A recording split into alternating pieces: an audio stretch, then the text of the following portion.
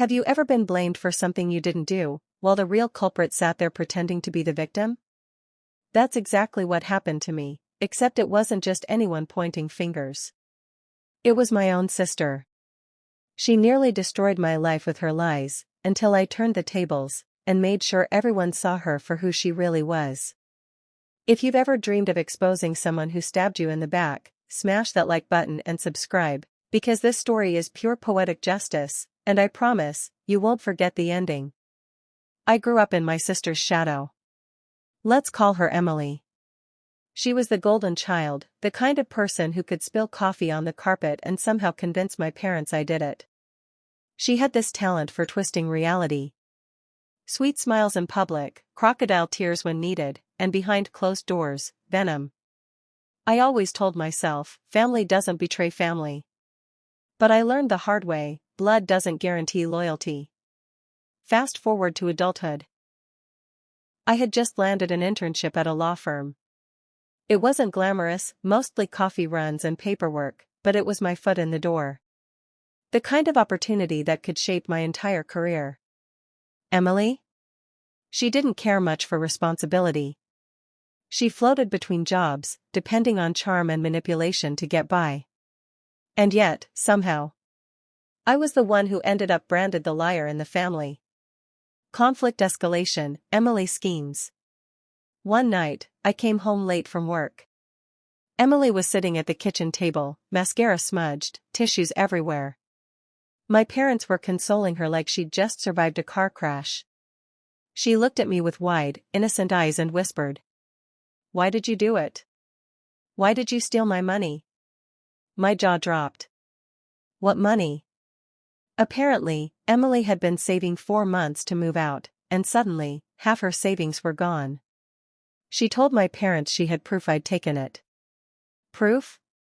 Oh, she had it all right. A screenshot of a transfer from her account into mine. Except it was doctored. A bad Photoshop job, but convincing enough for my parents. They didn't even let me speak. All they saw was Emily's trembling lip, her fake tears, her shaking hands. "You've always been jealous," she sobbed. "You never wanted me to succeed." My parents looked at me like I was a stranger. And just like that, I was the thief. The worst part wasn't even being called a liar, it was watching Emily play the victim card like a pro.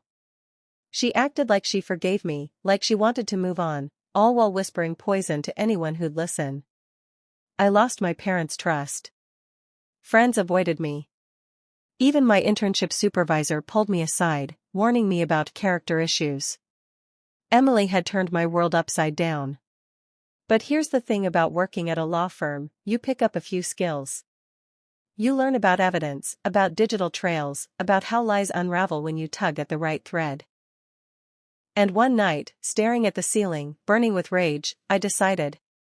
If Emily wanted to play the victim, I'd make sure everyone saw the villain underneath. I started small. Quiet. I borrowed one of the firm's forensic software tools, used for authenticating documents and media. With a little digging, I uncovered what I suspected all along. Her proof was fake. The timestamps didn't match, the metadata was tampered with, and her so-called transfer receipt was riddled with inconsistencies. But I didn't stop there. I knew Emily had been freeloading on credit cards in our parents' names. She'd maxed out 2 of them and claimed it was fraud. Guess who she subtly implied was behind it? Yeah, me. So, I pulled records. Every shady purchase. Every online order shipped to her name. Every late-night transaction. Piece by piece, I built a case, not in court, but in the court of family opinion. One Sunday, I told my parents I needed to clear the air. Emily showed up, smug, acting like she was ready to forgive me again. But I came prepared. I laid out a folder on the table. Inside? Every bit of evidence. Screenshots, receipts, expert analysis. I explained metadata in simple terms. Showed how her so-called proof was fabricated. Then, I dropped the hammer, the credit card records. Emily's face drained of color. She tried laughing it off, tried crying, even tried flipping it back on me. "You've been stalking me. You're obsessed." But this time, her tricks didn't land. Because I wasn't just talking, I was proving. My parents sat in stunned silence, eyes darting between us, the truth sinking in.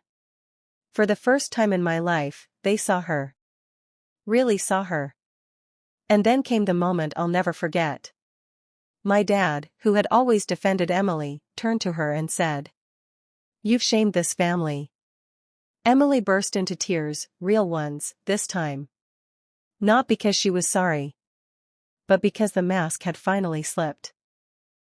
She wasn't the victim anymore.